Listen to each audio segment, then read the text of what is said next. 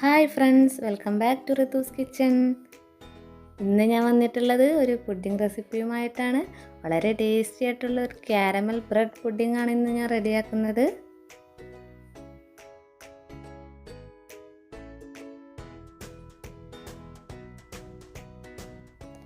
അപ്പോൾ നമുക്ക് ഈ പുഡിംഗ് റെഡിയാക്കുന്നതിന് വേണ്ടി എന്തൊക്കെ ഇൻഗ്രീഡിയൻസ് വേണമെന്ന് നോക്കാം. അപ്പോൾ പുഡിംഗ് റെഡിയാക്കുന്നതിന് മുമ്പ് നിങ്ങൾ ആദ്യമായിട്ടാണ് ഈ ചാനൽ കാണുന്നതെങ്കിൽ ചാനൽ സബ്സ്ക്രൈബ് ചെയ്യുക, തൊട്ടപ്പുറത്തുള്ള ബെല്ലൈക്കണും കൂടെ ഒന്ന് പ്രസ് ചെയ്യുക. അപ്പോൾ ഇതിനു വേണ്ടി ഞാനിവിടെ ഒരു 5 ബ്രെഡ് സ്ലൈസ് ആണ് എടുത്തിട്ടുള്ളത്. പിന്നെ ഇതിലേക്ക് 1/2 കപ്പ് പഞ്ചസാര വേണം. പിന്നെ വേണ്ടത് കണ്ടൻസ്ഡ് മിൽക്കാണ്.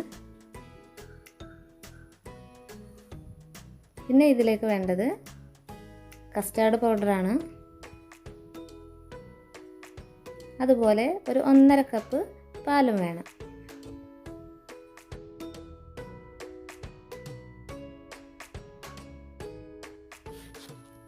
നമുക്ക് പുഡിംഗ് റെഡിയാക്കാം. അതിനുവേണ്ടി ബ്രെഡിൻ്റെ 4 സൈഡും നമുക്ക് കട്ട് ചെയ്ത് കളയണം. അപ്പോൾ നമ്മളങ്ങനെ 4 സൈഡും കട്ട് ചെയ്ത് കളഞ്ഞെടുത്തിട്ടുണ്ട്. ഇനി ഇത് നമുക്ക് നന്നായിട്ടൊന്ന് പൊടിച്ചെടുക്കാം. ഇനി നമുക്കിതിലേക്കുള്ള കാരമൽ റെഡിയാക്കാം. അതിനുവേണ്ടി ഞാനിവിടെ ഒരു പാൻ വെച്ചിട്ടുണ്ട്. പാൻ ചൂടായി വരുമ്പോൾ ഒരു 1/4 കപ്പ് പഞ്ചസാര നമുക്കതിലേക്ക് ചേർത്ത് കൊടുക്കാം.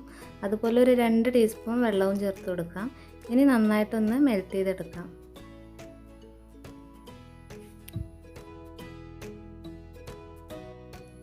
ഇപ്പോൾ പഞ്ചസാരയുടെ കളറൊക്കെ ചേഞ്ചായി വന്നിട്ടുണ്ട്.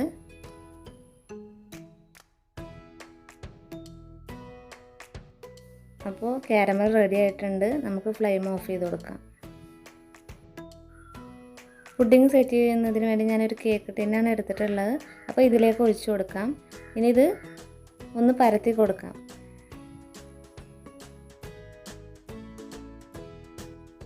ഇനി നമുക്കിതൊന്ന് മാറ്റി വെക്കാം. ഇനി ഇതുപോലെ ഒരു പാന് ചൂടാക്കി എടുക്കുക. ഇതിലേക്ക് 1/2 കപ്പ് പാൽ ഒഴിച്ചു കൊടുക്കുക.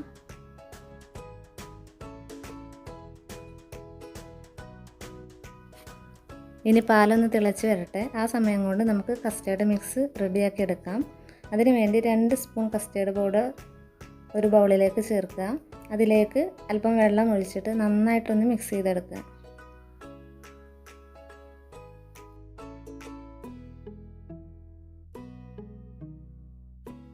ഇനി നമ്മുടെ പാല് തിളച്ച് വന്നിട്ടുണ്ട്. അതിലേക്ക് ഒരു 3 സ്പൂൺ പഞ്ചസാര ചേർത്ത് കൊടുക്കുക.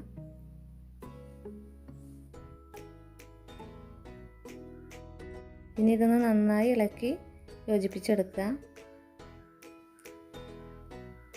നന്നായി ഇളക്കി കൊടുത്ത ശേഷം നമുക്കിതിലേക്ക് നേരത്തെ തയ്യാറാക്കി വെച്ചിട്ടുള്ള കസ്റ്റേർഡ് മിക്സ് ചേർത്ത് കൊടുക്കാം.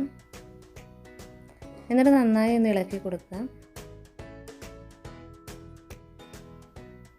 പാലൊന്ന് തിക്കായി വരുന്ന സമയത്ത് അതിലേക്ക് പൊടിച്ച് വെച്ചിട്ടുള്ള ബ്രെഡ് കുറച്ച് കുറച്ചായി ചേർത്ത് മിക്സ് ചെയ്ത് കൊടുക്കാം.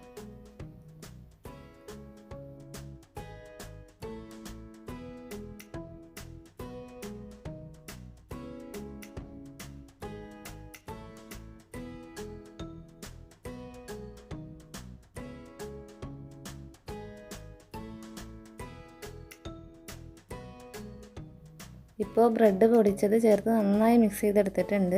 ഇനി നമുക്കിതിലേക്ക് ഒരു 1/4 കപ്പ് കണ്ടൻസ്ഡ് മിൽക്ക് ചേർത്ത് കൊടുക്കാം. എന്നിട്ട് നന്നായിട്ടൊന്ന് ഇളക്കി യോജിപ്പിച്ചെടുക്കുക. എന്നിട്ട് നമുക്ക് ഫ്ലെയിം ഓഫ് ചെയ്യാം.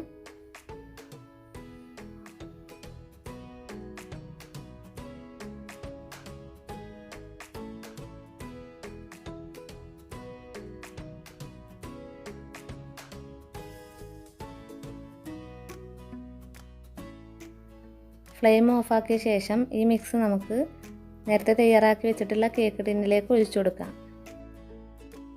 പുഡിംഗ് നമുക്ക് ഇഷ്ടമുള്ള പാത്രത്തിൽ സെറ്റ് ചെയ്തെടുക്കാം. നമ്മുടെ കയ്യിലുള്ള ഏത് പാത്രത്തിൽ വേണമെങ്കിലും സെറ്റ് ചെയ്തെടുക്കാം.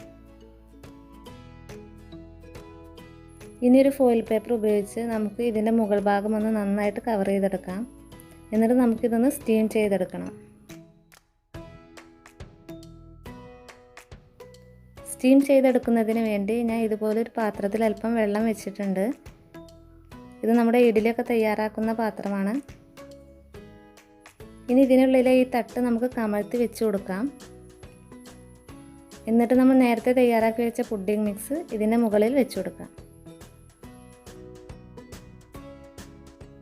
ഇനി ഇതൊന്ന് മൂടി വെച്ച് ഒരു 20 മിനിറ്റ് മീഡിയം ഫ്ലെയിമിൽ നമുക്കൊന്ന് സ്റ്റീം ചെയ്തെടുക്കാം.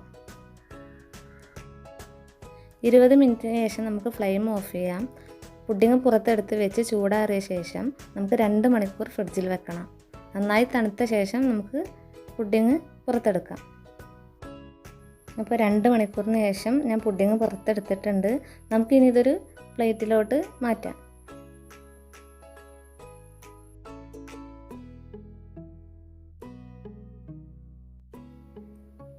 അപ്പോൾ നമ്മുടെ പുഡിംഗ് റെഡിയായി വന്നിട്ടുണ്ട്. വളരെ ടേസ്റ്റി ആയിട്ടുള്ളൊരു കാരമൽ ബ്രെഡ് പുഡിംഗ് ആണ്.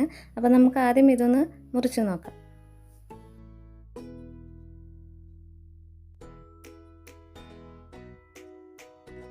നമ്മുടെ പുഡിംഗ് വളരെ സോഫ്റ്റാണ്, വളരെ ടേസ്റ്റിയാണ് കഴിക്കാനായിട്ട്.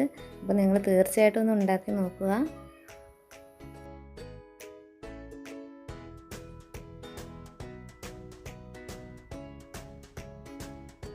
നിങ്ങൾക്ക് ഈ റെസിപ്പി ഇഷ്ടമായെങ്കിൽ ലൈക്ക് ചെയ്യുക, ഷെയർ ചെയ്യുക, കമൻറ്റ് ചെയ്യുക, പ്രീവിയസ് വീഡിയോസൊക്കെ കാണുക. Thanks for watching.